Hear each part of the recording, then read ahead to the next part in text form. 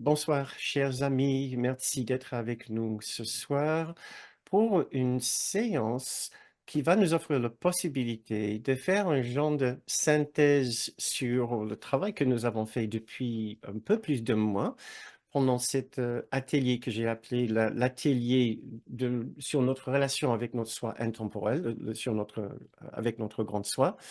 Ce qui va nous permettre de donner l'opportunité de ressentir ce que nous avons fait, pas simplement de revoir mentalement, intellectuellement, ce que c'est la présence du grand soi dans notre esprit. Rappelons-nous que le grand soi n'est nul autre que la véritable présence du Christ en nous. C'est l'esprit, la partie de notre esprit que nous partageons avec le Christ étant le nom que nous donnons à l'extension de l'unité parfaite de Dieu. C'est une façon de représenter, de parler. Le grand soi est une façon de parler de la partie de nous jointe à Dieu, jointe par l'intermédiaire du Christ à Dieu. Et donc, ce grand soi en nous contient toutes les qualités les plus sublimes que nous avons toujours cherchées, ce qui nous appelle du plus profond de nous, dans ce monde, dans notre propre esprit. Et nous l'avons étudié, nous avons travaillé cette relation euh, à partir de trois prismes, trois dimensions. Nous avons parlé de l'idée de la particularité, l'idée est donc dans le petit soi et donc de l'unité dans le grand soi. Nous avons parlé de l'idée de la culpabilité et du mal-être dans le petit soi et l'idée de l'innocence et la beauté de notre grand soi. Nous avons parlé du sentiment de manque dans le petit soi et du besoin dans le petit soi et l'idée de plénitude et de gratitude dans le grand soi. Nous avons regardé ces trois différentes dimensions séparément pour nous donner l'opportunité de vraiment éplucher en profondeur chacune de ces dimensions. Ce soir, et avant d'entamer un nouveau travail dans notre programme, s'ouvrir au monde réel selon le cours miracle, entrer dans le monde réel selon un cours miracle, le monde réel étant simplement ce monde vu à travers la perception et la vision du Saint-Esprit en nous, à travers la vision et la perception du grand soi en nous. Donc, nous avons étudié ceci d'une façon séparément. Ce soir, nous allons regarder une synthèse de tout cela pour nous préparer pour le travail, pour le prochain atelier, ce qui nous donnera l'opportunité de vraiment entrer en contact avec ce monde, des spécificités de ce monde, de la façon de plus concrète en parlant des conditions de ce monde, comment littéralement vivre dans ce monde maintenant, à partir du grand soi. Nous avons étudié récemment la nature de ce grand soi. Parlons maintenant, pendant 4 séances, de la façon d'appliquer cette perception et de vivre ce ressenti du grand soi dans le monde tel qu'il se présente à nous tous les jours. Ce cours s'avère très pratique et nous voulons surtout qu'il que nous puissions l'appliquer d'une façon concrète dans la vie ordinaire, la vie telle qu'elle nous frappe tous les jours, telle qu'elle nous impacte tous les jours, telle qu'il nous impacte tous les jours. Voilà, ce que je propose pour ce soir, c'est de revisiter les grands thèmes que nous avons traités individuellement, ce qui va nous donner une sorte d'opportunité de recoller les morceaux, et de dériver une idée synthétique de ce que c'est de vivre cet esprit en nous que nous appelons de grande soi.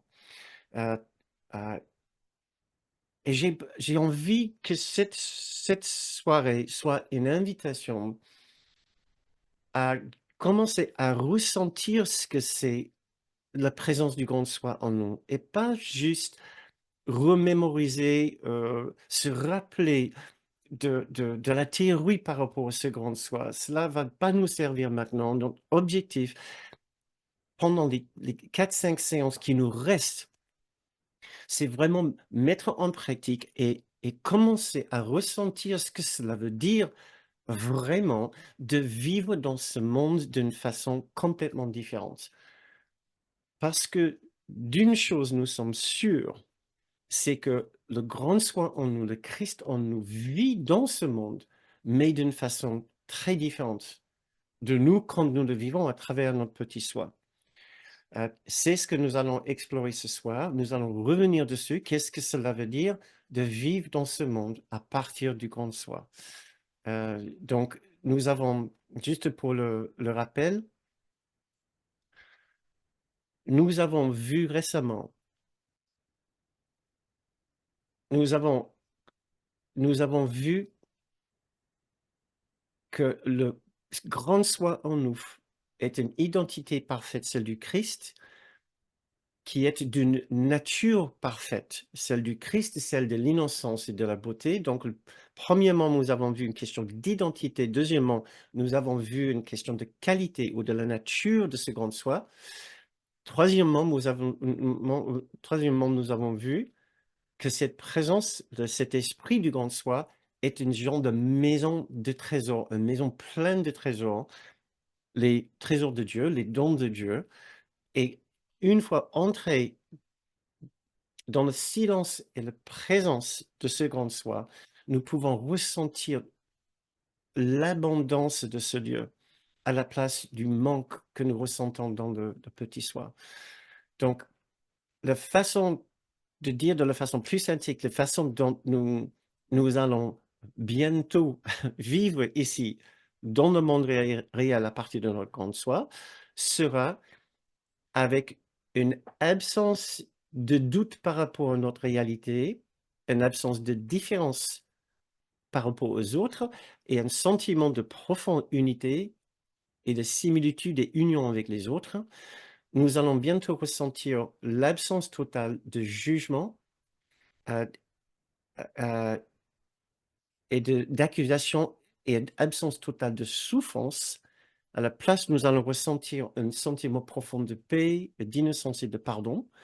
Et nous allons ressentir bientôt une absence totale d'un sentiment de manque et de privation qui sera remplacé par un sentiment d'abondance et de gratitude. Ce sont les mots. Maintenant, à nous de faire en sorte que cela guide notre expérience. Le but du cours, c'est une nouvelle expérience. C'est très bien de connaître la théorie, c'est très bien de pouvoir mettre les mots sur notre objectif, c'est certainement encore mieux de pouvoir transformer cette théorie et cette pratique en une expérience. Et c'est ce que nous voulons faire. Donc, voilà, j'ai pensé commencer tout de suite avec un exercice pour nous aider à apprécier la valeur et l'importance du travail que nous avons déjà fait en se posant la question, mais quelles sont les contrariétés ou les aspects du monde qui me gênent en ce moment?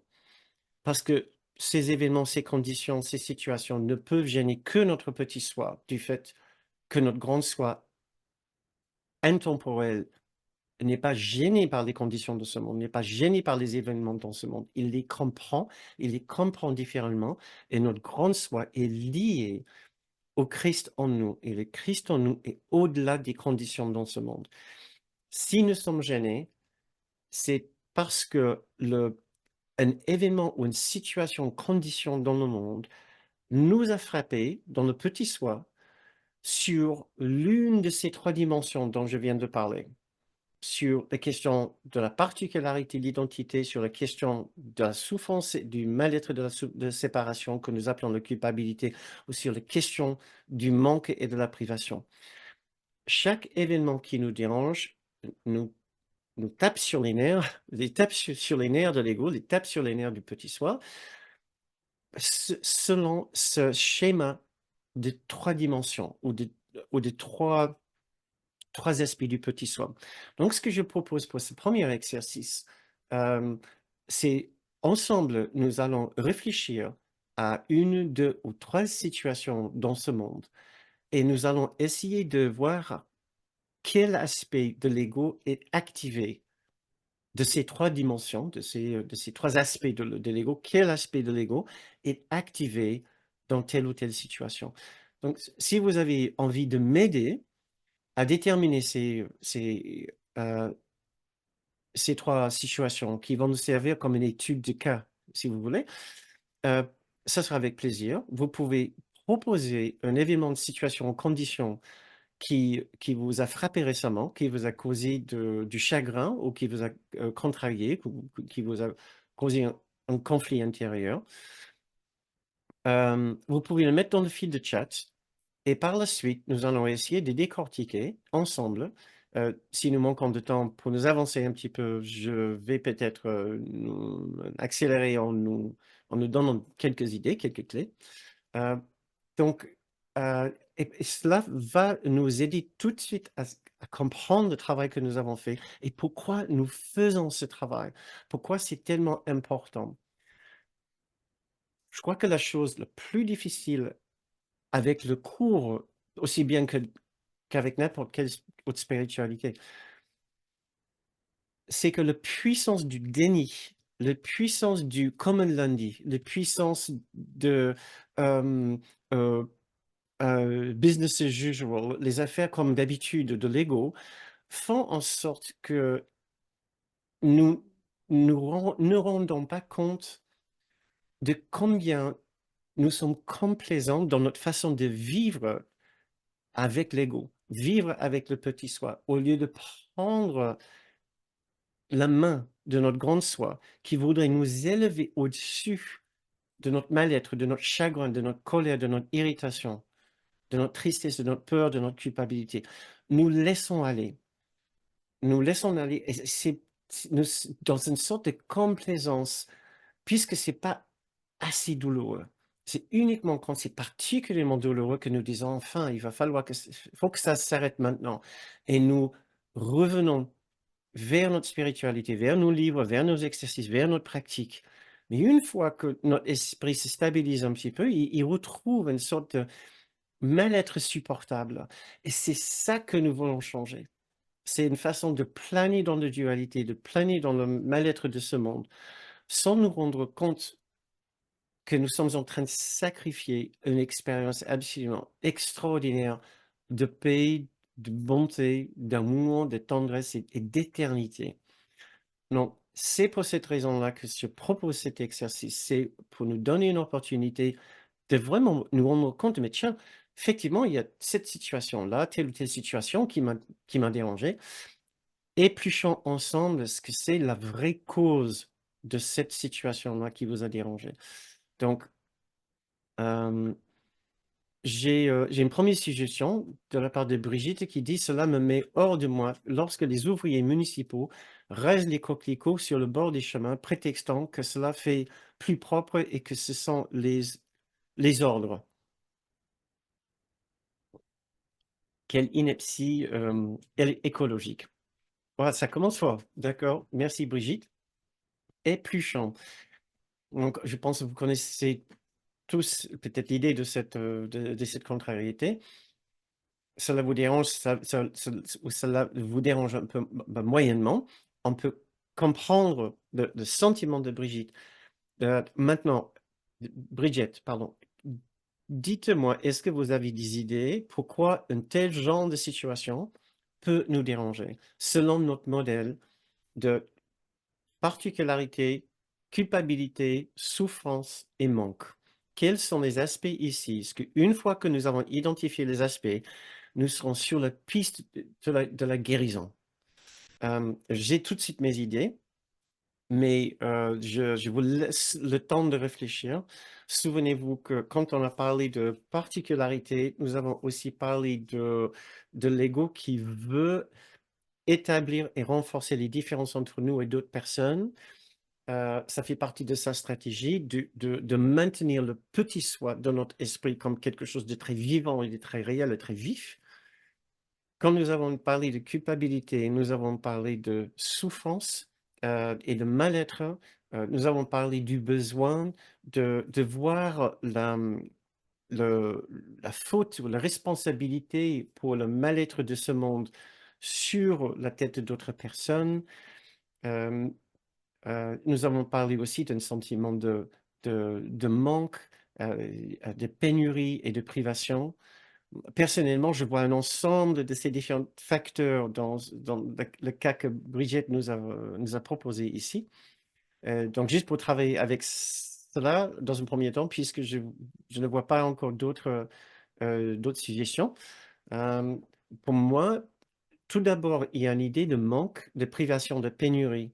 Heu, on vit dans une époque où on voit la nature se dégrader à vive allure, donc on peut certainement être réactivé par ce genre de choses puisqu'on a l'impression de vivre dans un contexte de manque, de vivre dans un esprit en manque. Ce qui nous manque, bien sûr, n'est pas la nature, aussi bien que je voudrais que la nature soit très, très prolifère et encore plus abondante qu'aujourd'hui.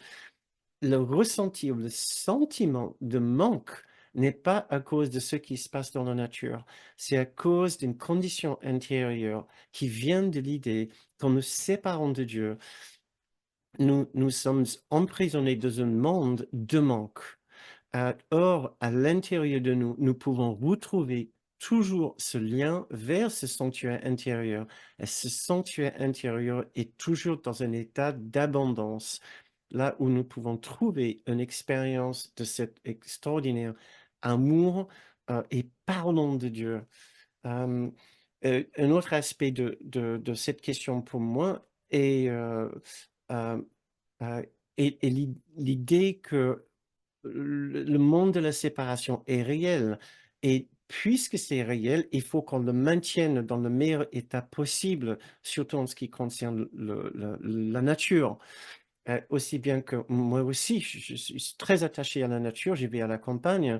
Je dois reconnaître, que la dégradation de l'environnement ici ne va pas affecter notre véritable maison ou notre véritable monde, le monde réel d'où nous venons et d'où nous sommes et d'où nous allons. Et je ne parle pas de quitter le corps. Nous pouvons ressentir ce monde abondant qui est complètement immuable et inchangeable et inaffectable par ce que l'homme y fait. Le fait d'insister sur ceci comme un vrai problème est une façon d'insister sur la séparation comme une chose réelle. Cela va provoquer un sentiment de culpabilité qui est responsable pour les problèmes dans ce monde. Immédiatement, on va trouver les fautifs. Donc, dans ce cas-là, ici, les fautifs, c'est les cantonniers. Ils sont responsables pour le fait que ce monde soit imparfait par rapport à ces plates-bandes de fleurs qui devraient rester intactes. D'autres personnes sont responsables pour d'autres aspects de ce monde imparfait.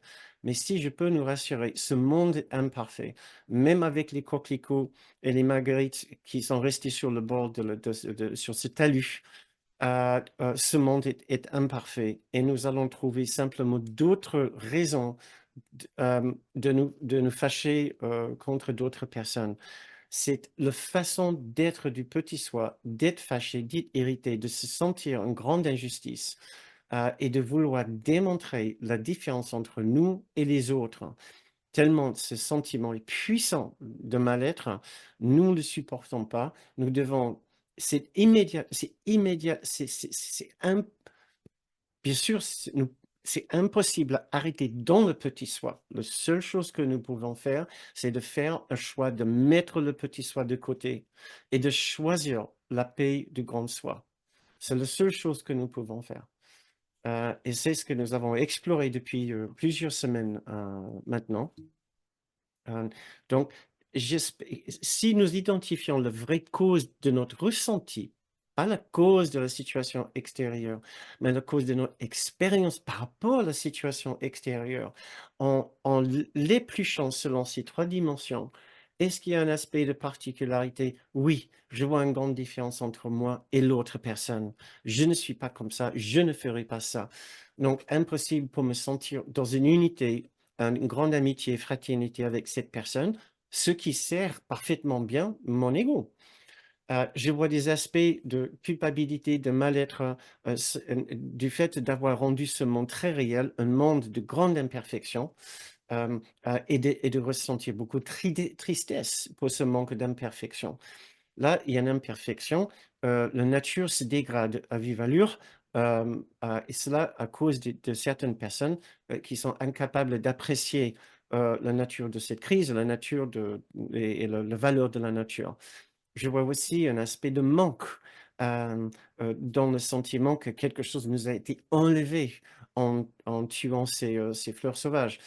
Maintenant, la réponse, c'est de ressentir, nous sommes toujours cette unité parfaite, en train de fabriquer ce monde très imparfait.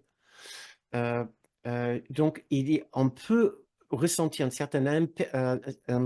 certaine fraternité et union avec ces personnes-là, qui font aussi bien qu'ils peuvent, dans la situation, telle qu'elle est. Ça, c'est une solution. Je dois faire un petit effort pour essayer de me sentir en union et en fraternité avec ces personnes. Je peux faire et je vais me sentir déjà mieux à comprendre leurs limites, à comprendre leurs difficultés. Je peux aussi faire un petit travail sur, le sentiment de mal-être, l'imperfection de ce monde, en me souvenant que l'intérieur de nous, nous possédons tous la voie de retour vers un monde parfait, et ce monde ne sera jamais parfait, même si nous sauvegardons toutes les fleurs de sur la planète, et même si nous avons les conditions parfaites pour la nature, même si nous renversant cette tendance actuelle de dégrader le climat et l'environnement, ce monde sera toujours imparfait. Souvenez-vous, il y a 100 ans, 200 ans, on ne parlait pas de la dégradation de l'environnement. Ce monde était toujours parfait, voire extrêmement imparfait. Ce n'est pas la nature parfaite, qui va vraiment nous soulager. Il va y avoir plein d'autres imperfections qui vont nous gêner. Tout ce que nous pouvons faire, c'est de retrouver l'expérience de la perfection et de la bonté et de la beauté, la véritable beauté, qui n'est pas la beauté de la nature, dans l'esprit de chacun. Et finalement, et enfin, une question de la pour guérir le sentiment de manque, maintenant qu'il y a plus ces fleurs, c'est de trouver les fleurs à l'intérieur, voilà, et qui sont là en abondance. Faisant ces 3 exercices, je vous garantis, que vous allez vous sentir mieux, plus apaisé, plus en harmonie, et peut-être même capable de prendre des initiatives, et aller à la mairie et parler, mais d'une façon claire et posée, avec les responsables, et peut-être ils vont voir qu'effectivement des, les fauchages tardifs on les appelle, pour laisser le temps des fleurs sauvages de se ressaimer, et cetera. Peut-être votre requête sera entendue. Hem, donc, voilà, c'était ma façon de vouloir faire cet exercice avec un temps très limité pendant ces séances, bien sûr. Hem, j'essaie de rattraper vos autres, suggestions, puisque je vois que vous avez, continué à d'autres personnes ont continué à contribuer. Hem, à une autre personne aujourd'hui qui dit: «Indignation en rapport avec la situation politique internationale». Ça sera un peu difficile à te répondre aujourd'hui, du fait que c'est un peu vaste, ta question. Si on le précise, par exemple, il y a 2 il y a 2 arènes de problèmes en ce moment, en cette époque, bien sûr. C'est, en Gaza, entre Gaza et Israël, entre les Palestiniens et les Israéliens, et entre les Ukrainiens et la Russie. Mais il y en a d'autres dans le monde, il ne faut pas oublier. Nous pouvons également regarder vers la situation de l'Ukraine, de la Russie et l'Ukraine, et appliquer notre petit modèle, selon les 3 aspects de l'ego et les 3 aspects ou les 3 dimensions du grand soi, pour voir pourquoi est-ce que ça vous dérange particulièrement. Souvenons-nous, il n'y a que le petit soi qui peut être dérangé par quoi que ce soit dans ce monde, parce qu'il est plongé dans ce monde, et il interprète tout dans ce monde à travers ses filtres. C'est toujours un filtre de particularité. Je suis ici, je suis ce corps, je suis ce petit soi. J'ai intérêt, plus grand intérêt, c'est de faire perdurer ce corps et le corps de mes proches et de mes concitoyens aussi longtemps que possible. Euh, je suis dans un monde de séparation qui est imparfait, mais nous pouvons faire, le maximum pour le rendre aussi parfait que cela peut être dans un contexte d'imperfection. C'est dit le petit soi, dit l'ego. Nous vivons dans un monde de mal-être profond où chacun cherche à défendre ses propres intérêts et pointer le doigt vers les autres et les accuser et dire: «C'est à cause de vous», tel que Poutine, il le fait envers l'Europe et l'Europe le dit envers Poutine, en disant: «C'est à cause de vous, nous ne sommes pas les méchants, je ne suis pas le méchant, il me faut». Le «il me faut», bien sûr, c'est notre troisième aspect de manque. Poutine, comme beaucoup d'autres, tout comme Zelensky et Netanyahou, et qui d'autres dans ce monde, ressentent un profond sentiment de pénurie, de manque et de privation. Il pense, Poutine, qu'il est dans son droit de prendre. Les Israéliens pensent qu'ils sont dans leur droit de prendre. Les Palestiniens pensent aussi qu'ils sont dans leur droit de prendre. Nous ne sommes certainement pas ici pour discuter ce soir, pour dire qui a véritablement ce droit, qui l'a pas. C'est pour dire que ce sentiment de pénurie qui nous donne l'impression d'être dans notre droit de prendre est endémique, et inhérent dans l'esprit de chaque être qui se croit séparé de sa source dans l'unité parfaite. Qui ne ressent cela? Qui ne ressent pas cela? Nous le ressentons tous. Appliquons notre modèle à ce problème avec Poutine et la Russie et l'Ukraine. Nous voyons très bien les questions de la particularité, très bien les questions de la blâme, de l'accusation et du manque par rapport à lui, mais par rapport à la personne qui souffre de cette histoire. Comment retrouver m- ma profonde paix intérieure en regardant cette situation? Je peux dire, cela me dérange parce que je suis dérangé par la particularité de Poutine. Je ne peux pas croire, mais il a un ego si monstrueux. Mais son ego ne peut pas me déranger, moi, si je ne suis pas dans mon ego. Son ego me dérange parce que je sais que j'ai aussi un ego débridé. Ouais. Si son ego me dérange, c'est uniquement parce que mon ego me dérange et je ne veux pas l'assumer, je ne veux pas guérir ce problème. Donc je dis: «Bah non, ce n'est pas moi, c'est lui qui fait une grande histoire de son ego». Donc, il y a des aspects de particularité. Si la personne et l'ego de Poutine ou de notre personne me dérange, il y a toujours un aspect de ma particularité, de mon ego, de ma personnalité, de ma singularité qui est impliqué. Sinon, ça ne me dérangerait pas. Si je n'étais pas en train de faire la même chose que cette personne, ne serait-ce qu'un tout petit peu, d'une autre façon. Il faut revoir les séances que nous avons faites sur la question des différences. Hem, si le sujet vous intéresse, je vous suggère d'aller sur notre chaîne YouTube et de taper dans le moteur sur notre chaîne, pas le moteur de YouTube, sur le moteur de notre chaîne qui est un peu plus bas, le mot «différence» et vous allez trouver toutes les vidéos, qui reprennent notre travail avec ce sentiment de différence qui est très important à guérir, à défaire. Un sentiment de différence qui fracasse le sentiment d'unité et d'union avec les autres. Hem, Nous pouvons voir facilement les traces de la question de la culpabilité et de la souffrance dans ce qui se passe en Ukraine. Nous voyons déjà un sentiment d'injustice. Qui est le fautif ici? Hem Et nous voyons aussi la souffrance des 2 côtés, les soldats russes aussi bien que les soldats et les civils, ukrainiens. Donc nous pouvons faire un travail bénéfique sur nous-mêmes pour guérir le sentiment de souffrance et guérir le sentiment de culpabilité en nous. Nous pouvons faire un travail approfondi sur un sentiment de particularité pour retrouver notre véritable identité unie avec les autres. Et c'est ce qui va commencer à guérir le mal-être que nous attribuons à cette guerre entre l'Ukraine et la Russie. Euh, donc et ça sera pareil pour manque si nous pensons qu'il y a un aspect de manque dans cette situation, dans cette guerre. Il suffit d'aller à l'intérieur et de nous souvenir de tous les dons que l'esprit de chacun contient déjà. Si mon esprit contient ces dons, par extension, l'esprit de ces autres personnes impliquées dans cette guerre contient ces dons d'une façon égale. Je continue à lire. L'irresponsabilité me fait réagir. Quelqu'un proche de moi n'écoute jamais ce que j'ai envie de dire. Cela me met en colère. Euh,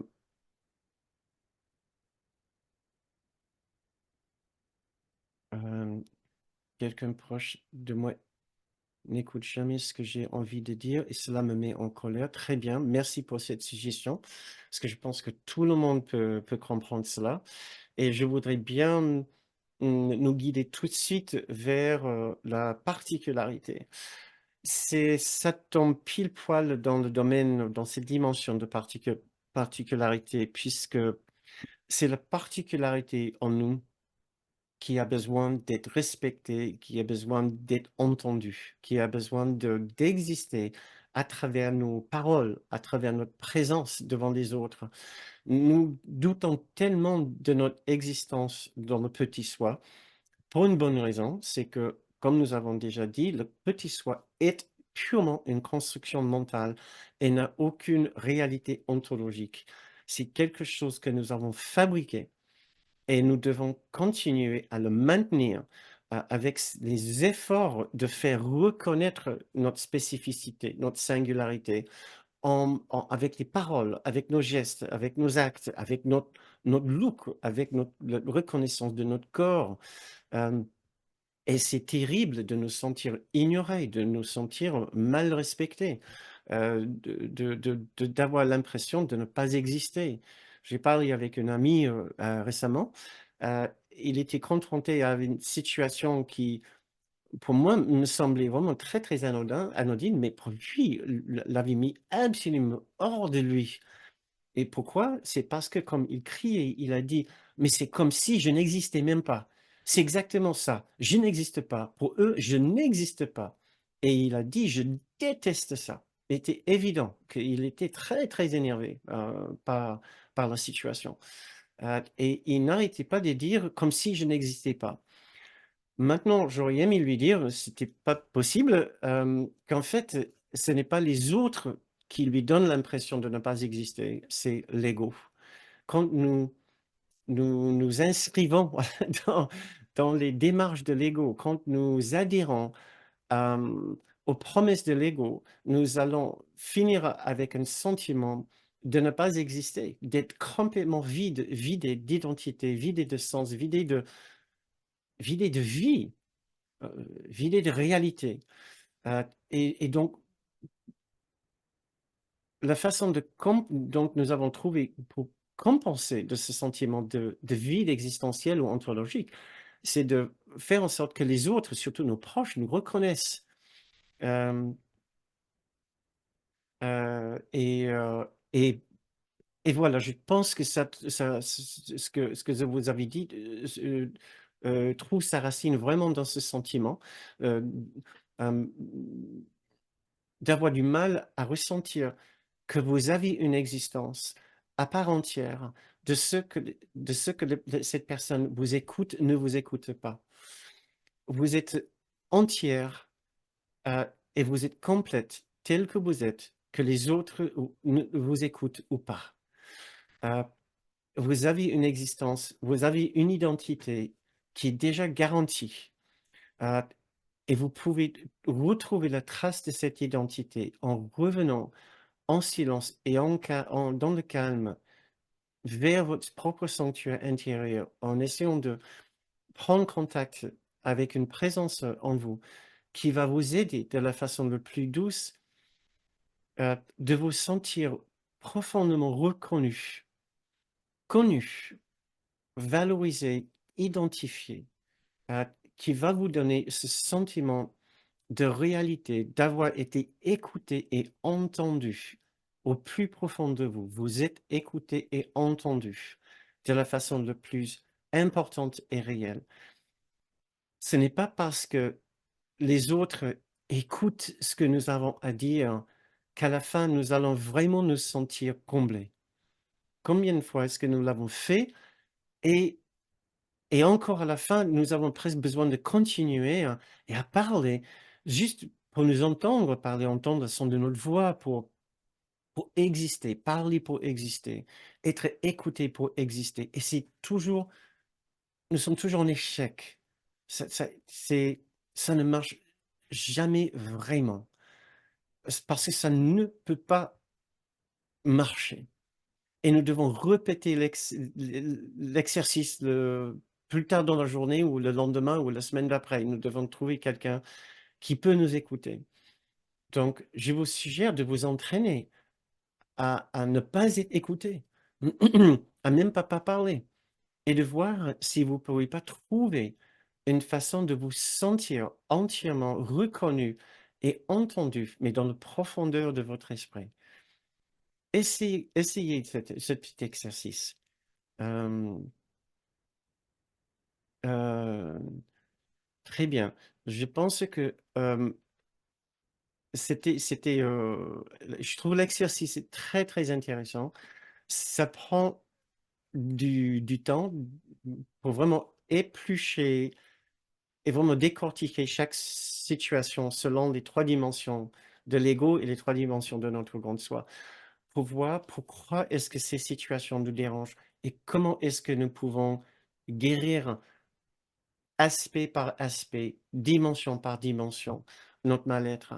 Et c'est ce que je voudrais proposer maintenant dans la deuxième partie de notre séance, qui sera un petit peu plus courte.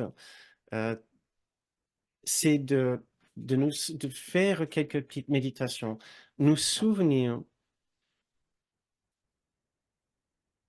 nous souvenir de tous les dons que nous avons déjà reçus dans notre esprit. Euh, et ces dons qui sont notre véritable identité, le grand soi en nous, la présence de quelque chose en nous qui dit, vous êtes intact, vous êtes réel, vous existez, vous êtes important, vous êtes très important. C'est la première dimension que je voulais explorer avec vous ici. Euh, et pensons en même temps que vous écoutez ce que j'ai à dire par rapport à cet aspect de notre être. Essayez de penser ce que ça serait de vivre dans ce monde absolument sûr à 100% que vous existez et que vous êtes important. Vous êtes profondément connu et reconnu. Essayez d'imaginer ce que cela sera, de vivre dans ce monde sans le moindre doute de ce que vous êtes et de qui vous êtes. Le cours nous dit, juste pour vous rappeler certains aspects de ce grand soi que nous sommes, euh, ces petits extraits que nous avons déjà lus, mais ça vaut la peine euh, de nous en souvenir, de nous les rappeler. De la leçon 95, tu es un seul soi en parfaite harmonie avec tout ce qui est et tout ce qui sera. Je vous encourage à lire les leçons 93, 94 et 95 si jamais vous doutez de qui vous êtes et de comment vous êtes. Cela va vous replacer dans votre véritable identité parfaite de grande soi. Un autre petit extrait de la leçon 223. Je faisais erreur quand je pensais vivre à part de Dieu. Une entité séparée qui se mouvait dans l'isolement, détachée et logée dans un corps. Qui nous dit ici que nous ne vivons pas à part de Dieu. Nous ne sommes pas des entités séparées qui se meuvent dans l'isolement et nous ne sommes pas détachés et logés dans un corps. Nous sommes esprit et pur esprit à jamais immuable et inattaquable euh, de de ce qui se passe ici dans le monde. Euh, nous sommes ce tout et nous sommes ce tout avec tout et chacun. Donc, quand nous lisons dans nos cours, dans le chapitre 13, section 4, paragraphe 6, le Saint-Esprit enseigne que c'est toujours toi-même que tu rencontres. Et la rencontre est sainte parce que tu l'es. Saint-Esprit enseigne que que c'est toujours nous-mêmes que nous rencontrons. Donc, quand nous sommes avec les autres, nous nous rencontrons nous-mêmes. Nous sommes cette totalité, nous sommes cette unité parfaite. C'est notre véritable identité. Et pas ce petit soi qui semble loger, détaché et logé dans ce corps. L'ego, bien sûr, en nous pense autrement. Il pense qu'il n'aura jamais assez de respect et assez de reconnaissance. Il ressent le besoin de raconter encore et encore l'histoire de son existence personnelle et de crier haut et fort moi, moi et moi.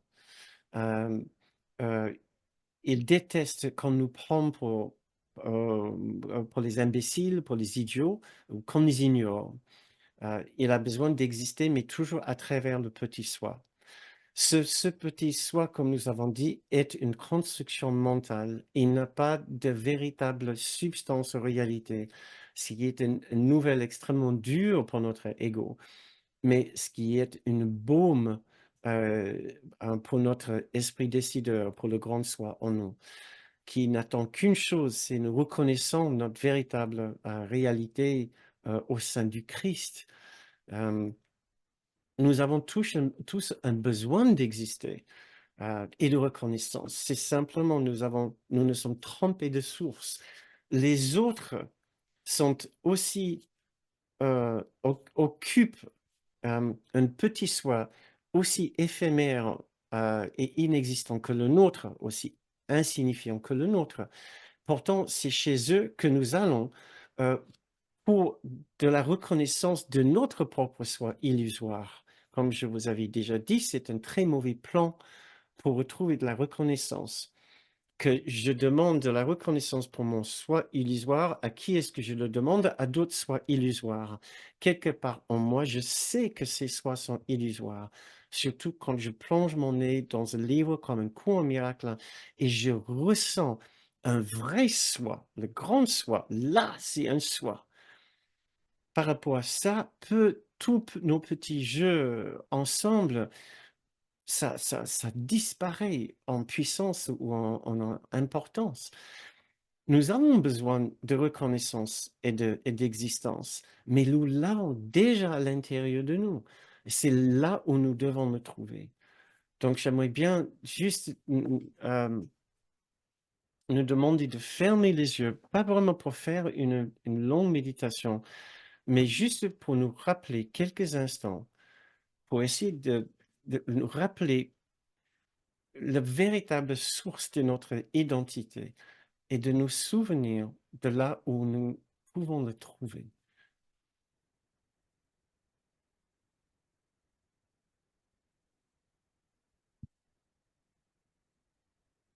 Donc, je vous invite à vous intérioriser maintenant, à commencer à faire abstraction du monde extérieur, de vous inviter vous-même dans la profondeur de votre propre esprit. Déjà, vous avez un esprit. Vous n'êtes pas que cet être physique. Votre esprit est la partie le plus réelle de vous.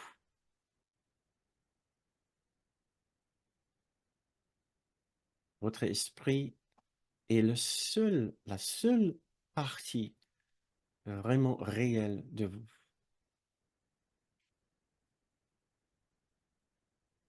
Le corps va disparaître. Le corps est venu et il repartira. Et votre esprit reste parfaitement vivant et parfaitement intact. Nous n'aurons jamais assez de reconnaissance pour l'esprit attaché au corps éphémère.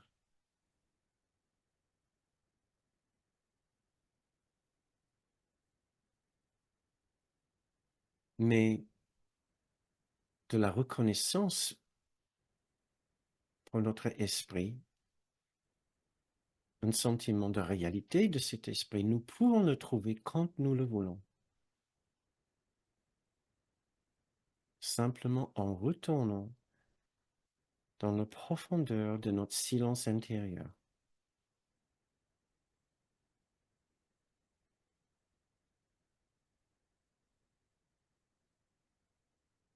C'est en nous, en notre propre esprit, où nous pouvons trouver une présence, une autre,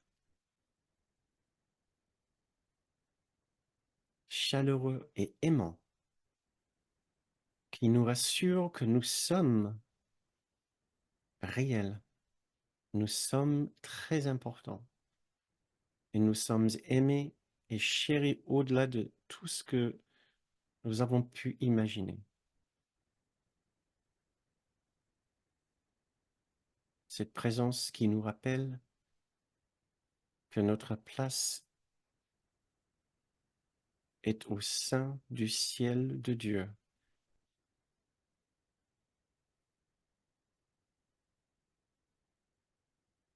Et que notre lumière, notre joie et notre paix sont parfaitement intacts.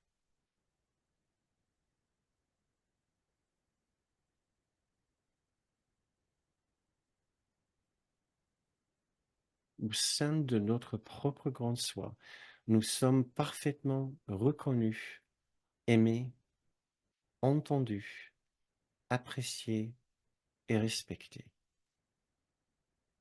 Tout ce que nous avons toujours cherché en la compagnie d'autres petits soi illusoires.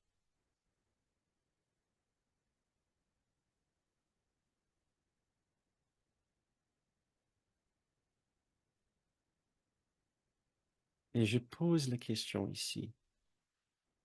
Comment est-ce que nous verrons le monde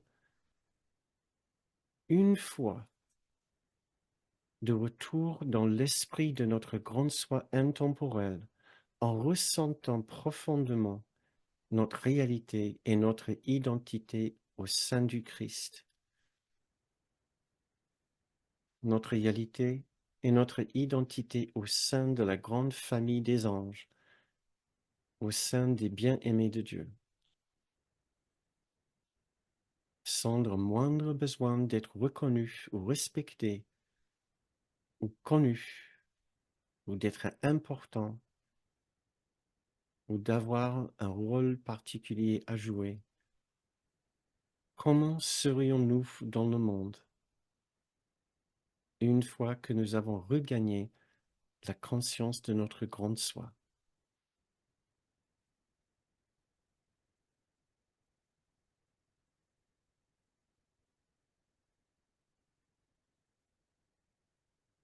Et pour finir cette petite méditation, voici un petit extrait, une lecture d'extrait du chapitre 24, section 6. Sans toi, il y aurait un manque en Dieu, un ciel incomplet, un fils sans un père. Il ne pourrait pas y avoir d'univers ni de réalité, car ce que Dieu veut est entier et fait partie de lui, parce que sa volonté est une. Rien de vivant qui ne fasse partie de lui, et rien n'est qui ne soit vivant en lui.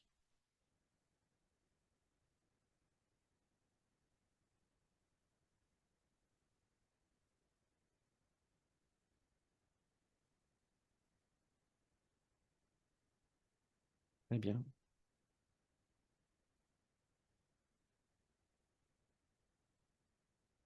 eh bien,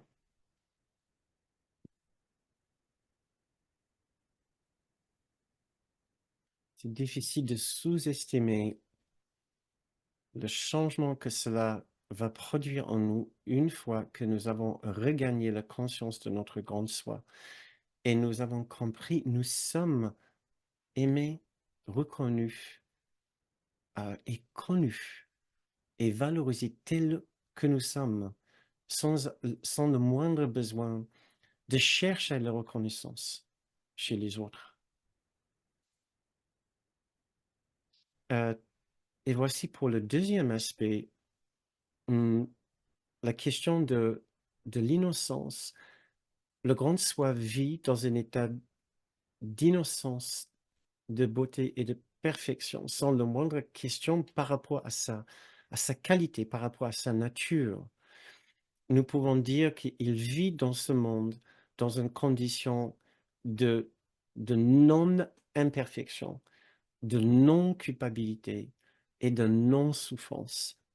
Si cela vous aide à comprendre la façon dont nous pouvons commencer à vivre dans ce monde par un sentiment de non-imperfection, non-culpabilité et non-souffrance. Ça sera la façon dont nous vivons dans ce monde quand nous avons compris ce que c'est l'innocence partagée, pas l'innocence personnelle de l'ego, notre innocence commune, l'innocence de notre grande soi commune. Euh, et puisque nous entrons dans une nouvelle phase de notre euh, programme où nous allons étudier ces questions vraiment dans le contexte de comment nous vivons dans ce monde, je pose la question ici. Est-ce que vous pouvez commencer à imaginer ce que sera de vivre dans ce monde à partir de ce sentiment de conviction le plus total de knowledge en anglais, on n'a pas ce mot en français, le fait de votre innocence parfaite, au-delà de tout ce que vous avez fait dans cette vie ici. La connaissance de la partie de vous qui ne souffre pas et qui ne peut pas souffrir. La partie de vous qui est capable de lâcher prise de tous les souvenirs douloureux, de tous les points de souffrance dans votre vie, de ne plus vouloir accuser qui que ce soit pour quoi que ce soit. Est-ce que vous pouvez commencer à imaginer ce que ça pourrait être de vivre dans ce monde sans le moindre désir ou besoin d'accuser qui que ce soit pour quoi que ce soit? Cela ne veut pas dire de ne pas discerner entre des comportements appropriés et inappropriés. Nous parlons ici d'un ressenti de mal-être. Ouais. Euh, pour vous relire un passage que je trouve très important du cours, qui vient du chapitre 31, première section, paragraphe 8, de leçons à apprendre, il n'y en a que deux. Chacune a son résultat dans un monde différent, et chaque monde s'ensuit sûrement de sa source. Le résultat certain de la leçon que le Fils de Dieu est coupable est le monde que tu vois. C'est un monde de terreur et de désespoir.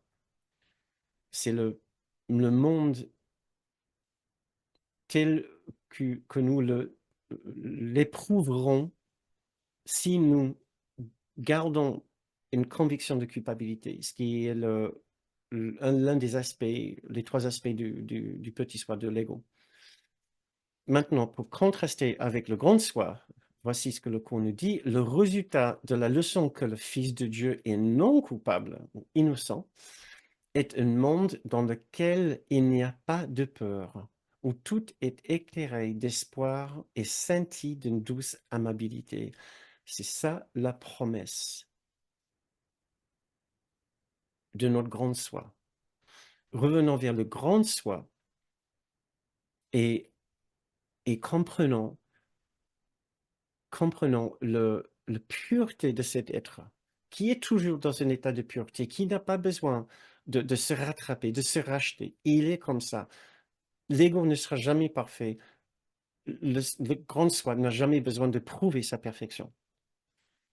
L'ego a toujours besoin de prouver sa perfection. Le grand soi, jamais. Et il est la définition de la perfection. Et nous y appartenons. Voilà. Euh, nous pouvons comprendre que tout le monde souffre et d'une façon égale, c'est la souffrance de la séparation. nous pouvons comprendre que rien n'a changé. Tout est parfaitement en place. Nous pouvons apprendre à radoucissant sur notre histoire de souffrance et par le biais et avec l'aide du pardon, lâcher prise de notre souffrance pour comprendre et entrer dans une partie de nous qui ne souffre pas. Nous pouvons apprendre à lâcher prise de la blâme et de la condamnation, même en voyant que nous y sommes très attachés. C'est un vrai travail. Euh, et ça prend du temps, mais c'est notre objectif. Le grand soi en nous ne peut pas souffrir et ne peut pas garder un sentiment de blâme et de rancœur et de rancune. Euh, un sentiment de perfection au-delà de tout dans ce monde est notre objectif. Euh, et donc, je pose la question ici, comment verrons-nous le monde une fois de retour, une fois dans l'esprit du grand soi intemporel, en ressentant profondément notre bonté, notre perfection, notre véritable beauté intérieure, l'absence totale de faute ou de tard ou de tort. En fait, je vais refaire ce petit texte et je vais vous inviter à faire cela en méditation, en méditant, pour finir notre séance parce que je vois que euh, euh, nous sommes déjà à la fin de notre séance. Donc, nous pouvons utiliser ça comme une façon de terminer avec une petite méditation sur la leçon Je repose en Dieu. Donc, si vous voulez bien fermer les yeux et trouver la voie de retour vers votre sanctuaire intérieur, ça sera une belle façon de finir cette soirée en même temps. Donc, je vous invite à retrouver cet endroit de grande paix, de grand silence intérieur, là où nous pouvons poser cette question et trouver une réponse très inspirante. Comment verrons-nous le monde une fois de retour dans l'esprit de notre grande soi intemporelle, en ressentant profondément notre bonté, notre perfection, notre véritable beauté intérieure, l'absence totale de faute ou de tard ou de tort, sans le moindre besoin de souffrir ou de garder des blessures, de garder des souvenirs douloureux, en lâchant prise totalement sur les rancœurs, sur les jugements, en oubliant totalement d'accuser, de condamner ou de blâmer. Comment serions-nous dans le monde? Comment vivrions-nous dans le monde une fois que que nous aurions regagné la place de l'esprit de notre grande soi?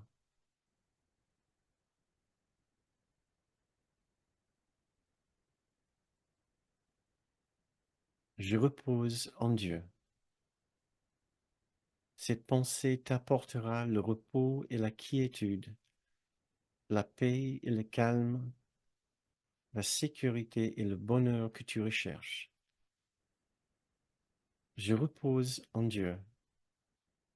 Cette pensée a le pouvoir de réveiller la vérité endormie en toi, dont la vision voit par-delà les apparences jusqu'à cette même vérité en tous et en tout ce qu'il y a. Voici la fin de la souffrance pour le monde entier et pour chacun de ceux qui sont jamais venus ou qui viendront encore s'attarder un moment. Voici la pensée dans laquelle le Fils de Dieu est né à nouveau pour se reconnaître, hein, lui-même.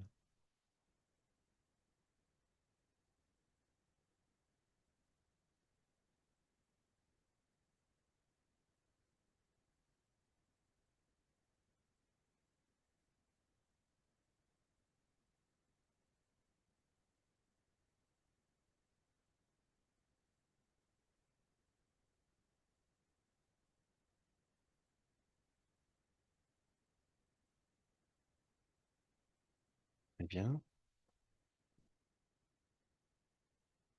C'est la fin maintenant de notre séance.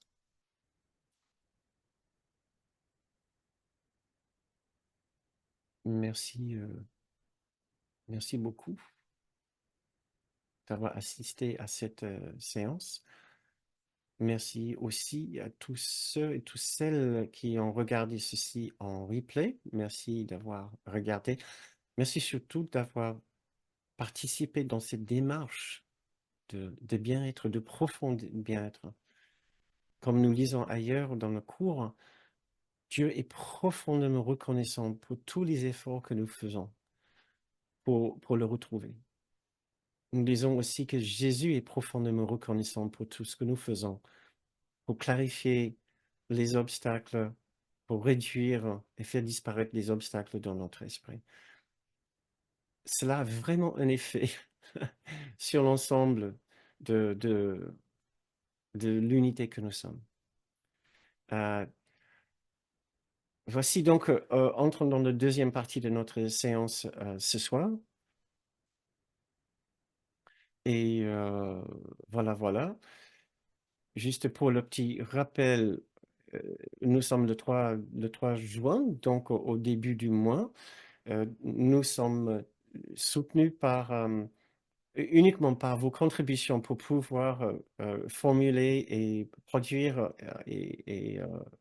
ces enseignements, également pour produire les vidéos. Donc, ça sera avec votre aide ce mois-ci encore et vos contributions qui vont nous permettre à finir les enseignements ce mois-ci et finir le programme sur le monde réel. Donc, si cela vous donne envie de contribuer, nous sommes très heureux de recevoir vos contributions que vous pouvez faire en allant sur notre site bernardgroom.com où vous allez trouver l'onglet Contribuer. Nous vous remercions aussi du fond du cœur toutes les personnes qui ont contribué au mois de mai et qui nous ont permis de la façon la plus concrète de produire et de proposer ces enseignements et ces vidéos. Merci beaucoup. OK, mes amis, nous sommes au point où je peux vous autoriser à ouvrir vos micros, si vous le souhaitez, pour poser une question, pour partager un petit commentaire, une petite remarque par rapport à la séance ou autre chose. Vous pouvez juste ouvrir votre micro ou vous pouvez lever votre main ou vous pouvez écrire aussi votre question dans le fil de chat. Ça, c'est aussi une possibilité. Si vous n'avez pas de micro ou vous n'avez pas spécialement envie qu'on entende votre voix, je n'ai pas eu le temps de finir une dernière petite méditation que je voulais faire avec vous sur manque et abondance et gratitude. Mais nous l'avons fait aussi lors de la dernière séance, donc c'est moins loin pour vous peut-être dans votre esprit. Cette séance était pour essayer de faire une synthèse du travail que nous avons fait maintenant depuis cinq séances, donc plus de mois, dans ce que j'ai appelé l'atelier de notre grande soi. Donc, est-ce que je comprends que vous n'avez pas de questions? Tout est limpide et clair pour vous. Vous avez vu la lumière. Ça y est. Ah ouais, je vois Isabelle dire oui, tout est clair. Catherine aussi. Jean-Louis, je le vois aussi. Ah, il rigole. Et il n'est pas si sûr. Il n'a pas dit oui, Jean-Louis. Hein. Et tout est peut-être pas aussi clair pour lui. Martine, je vois que tu as ouvert ton micro. Oui, bonsoir Bernard. Oui, une petite question, pourquoi les jumeaux, les vrais jumeaux viennent ensemble? Je pense que les vrais jumeaux par rapport aux faux jumeaux, Oui, les vrais, oui. d'accord. Euh,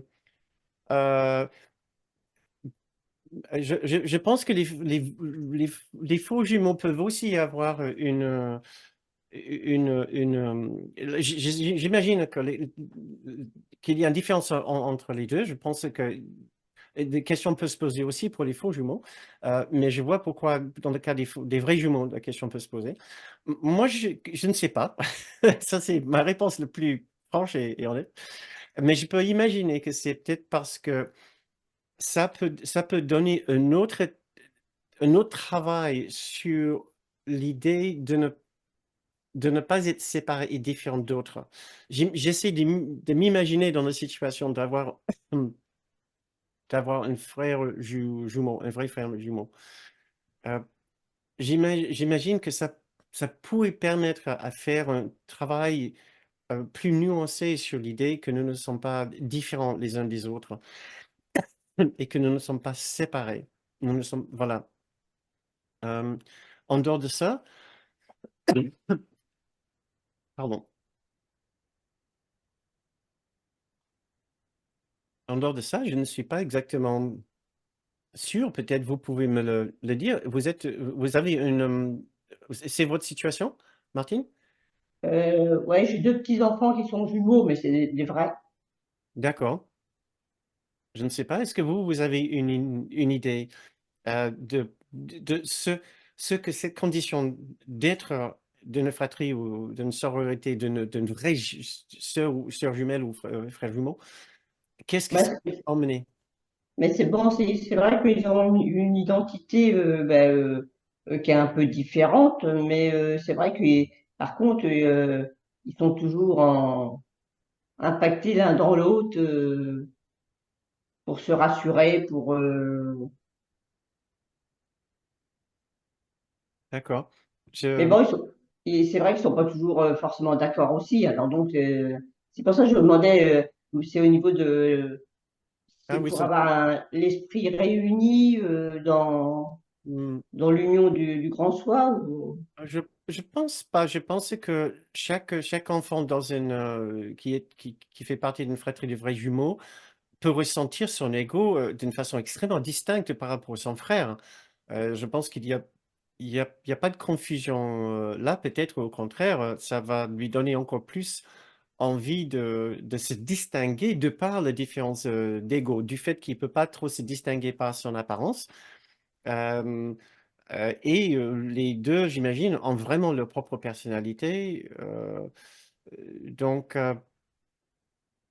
non, c'est une question intéressante, mais il faudrait peut-être qu'on étudie un petit peu plus le comportement ou les difficultés des, euh, des jumeaux. Mais je pense qu'on n'a pas besoin d'avoir d'être dans une fratrie de vrais jumeaux pour avoir des difficultés de se identifier ou de trouver sa propre identité.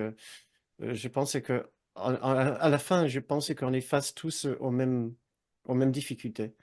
Euh, D'accord. il y a Catherine qui a mis un petit commentaire dans le fil de chat, Martine. Euh, ma mère a une vraie jumelle. Elle écrit, elle ne comprend pas qu'on puisse se sentir seul ou séparé. Du coup, j'imagine qu'elle est comblée en permanence par sa jumelle. C'est plutôt ce genre de choses que j'ai entendu de la part des vrais jumeaux. Euh, Merci Marthe, merci Nassera aussi pour vos commentaires. Euh, j'entends plus, oui, il y a un sentiment extraordinaire d'accompagnement quand on a un vrai frère ou une vraie sœur. Hmm. Mais c'est bon, c'est vrai qu'on les voit souvent se prendre bras dessus, bras dessous, Oui, se réconforter, des choses comme ça. oui, jusque-là, je connais très très peu quand même. J'ai connu très peu de vrais jumeaux, mais je n'ai pas encore entendu parler de vrais jumeaux qui s'entendent pas. Euh, Ben, quelquefois, ils sont pas toujours d'accord, hein. oui, j'espère. J'espère. Euh, Très bien, Martine. Je vois que Berthe a aussi ouvert son micro. On va aussi lui laisser quelques minutes pour Ben, parler. je voulais dire, moi je suis jumelle. Euh, Ah, bien sûr. alors, vrai ou fausse, je pense que c'est un peu la même chose. Moi je suis jumelle avec un garçon, malgré que, bon, on était de sexes différents. Et moi je peux dire que ça m'a poussée toute ma vie. d'abord, il y a une énorme rivalité par rapport à la mère, hein, on veut toujours être plus aimé, et puis enfin, c'est toute une histoire. Ensuite, ça m'a poussé toute ma vie à trouver mon identité. Et j'ai fait un travail psychologique, j'ai fait un travail d'analyse, et je pensais, voilà, parce que j'étais toujours la moitié de quelqu'un, j'étais toujours la sœur de, et je voulais m'affirmer, je voulais trouver mon identité. Et ça m'a poussé tellement loin que ben, je suis tombée sur mon identité spirituelle, quoi. Et à travers mon analyse que j'ai faite avec un Jungien, donc tout ce qu'on apprend là dans le cours, c'est effectivement vrai en nous. Ça existe déjà, ça se manifeste, enfin, c'est enfoui. Et, et personnellement, je peux dire, c'est une souffrance. Voilà, pour moi, c'était une souffrance de me détacher, c'était viscéral. J'ai beaucoup souffert, mais vraiment viscéral. Maintenant, je ne sais pas comment vivent les autres, mais et je suis arrivée et j'ai beaucoup souffert volontairement. Je me suis distancée et, et j'étais perdue. On se voyait pas beaucoup parce que très jeune, chacun était en pension. On se voyait que pendant les vacances, mais psychiquement, les rêves m'ont indiqué, m'ont montré que je l'idéalisais, mon frère. Et puis, et j'ai fait un rêve où cette idole s'est brisée, mais bon, on m'a mis le doigt dessus, mais c'est venu des années après où je me suis dit, ah voilà, maintenant c'est ce rêve-là où je reconnaissais pas mon frère, au fait, parce qu'on idéalise forcément toujours l'autre. Et, et je pense que dans mon incarnation, ça a dû se faire pour que je trouve ma, ma réalité, ben, celle qu'on découvre là à travers le cours à miracle. Et j'ai aujourd'hui, nous sommes pas tout près, je le vois peu, mais je ne souffre plus. Je me sens, et c'est pas le travail psychologique, c'est plus le travail d'analyse à partir des rêves. Et après, et ce travail m'a forcément orienté vers des enseignements non duels. Et là, avec le cours à miracle, je suis comblée. Et puis, et je comprends maintenant, je vois, mais c'était une souffrance toute ma vie. C'est-à-dire, c'était une souffrance à partir du moment où je sentais que je devais, bon, pas me détacher vraiment, mais quand même, c'était un peu un substitut à ce qui doit nous faire vivre, quoi. Je dirais même un substitut de Dieu en moi. Et, et une fois, j'avais déménagé là, plus près de lui et j'étais complet, comme aujourd'hui, je me sens complet par ma nature véritable, là. Mais Hmm. oui, je ne sais pas si tout le monde a la chance de faire ce travail, mais je suis contente aujourd'hui. Bon, il a toujours une place particulière par rapport à mes sœurs, mais il n'y a plus aucune rivalité avec sa femme ni rien. Et parce que voilà, je trouvais mon identité. Très bien, très bien, Berthe. Je ne sais pas s'il y a autre chose que tu as envie d'ajouter. Je vois qu'Annick, elle a aussi ouvert son micro. Non, non, c'est tout, c'est Je tout. je me demande si elle veut pas rebondir sur ce que tu viens Non, sur ce que tu non, viens non. de dire. Merci pour ce témoignage. Merci, merci beaucoup. Euh, Annick, tu as ouvert ton micro parce que tu Non, as, ben, c'est une erreur. Attends, c'est une erreur. tu as toujours des choses intéressantes à dire. Tu veux pas rebondir quand même maintenant que tu as ton micro ouvert? Ben non, parce que par rapport aux jumeaux, moi, ça me parle pas plus que ça, alors je peux pas dire non plus. Ok, d'accord. Très bien. Merci. Quand même. Très bien. Euh, Excellent, c'est des questions que j'avoue que je ne me suis pas posé la question. Mais je me suis demandé ce que ça provoquerait effectivement d'avoir une vraie soeur, un vrai frère. Euh, mais pas vraiment sur le plan du cours au niveau de l'âme, du développement de l'âme. Donc, Quelqu'un, je peux encore dire un mot? Bernard, bon, voilà, j'ai rencontré quelqu'un une fois qui faisait un travail d'harmonisation. Enfin, elle m'a dit, bon, les jumelles, les jumeaux, ce sont des personnes qui n'ont pas réussi à se quitter dans une autre vie. Et j'avais demandé une fois à mon médecin qui était anthroposophe à l'époque, est-ce que c'est karmique? Il m'a dit, il n'y a rien de plus karmique que la gémellité. d'accord. OK. Donc, ça aurait à voir avec des vies antécédentes. Oui, très bien. Oui. On ne sait toujours pas exactement ce que ça veut dire au niveau oui, des leçons pour l'âme, ou comment l'âme, l'esprit décideur, ce qu'on a appelé dans nos cours l'esprit décideur, comment ça peut l'influencer, comment ça peut l'affecter dans cette vie. Mais je suis sûr qu'il y a quelque chose à explorer. Mais pour la plupart d'entre nous, cela va pas trop s'appliquer puisque nous ne sommes pas dans une vraie humanité. Euh, Très bien, chers amis, je ne sais pas s'il y a d'autres questions ou d'autres sujets dont vous voulez discuter. Euh, euh, la séance, j'espère que ça vous semblait très clair, la voie vers le grand soi. De toute façon, nous avons encore quelques séances pour le mettre en pratique et par rapport aux vraies questions épineuses de vivre, de comment vivre dans ce monde. Voilà, c'est le travail que nous allons commencer la semaine prochaine. Je vous envoie, comme d'habitude, jeudi, la fiche de pratique pour cette semaine. Ben, nous pouvons terminer, je pense, cette saison. Comme ça, cela va nous permettre quelques petites minutes de plus pour nos autres activités. Donc, branchons nos micros et quittons-nous sur une jolie refrain d'au revoir et de à la semaine prochaine. Donc, sur 5. 5. Au revoir. Au revoir. Au revoir. Semaine. Au revoir Merci tout le beaucoup monde. et à la Au semaine Que du prochaine. bon, revoir. que du Au bon. revoir. Le Merci. soleil est en Gémeaux.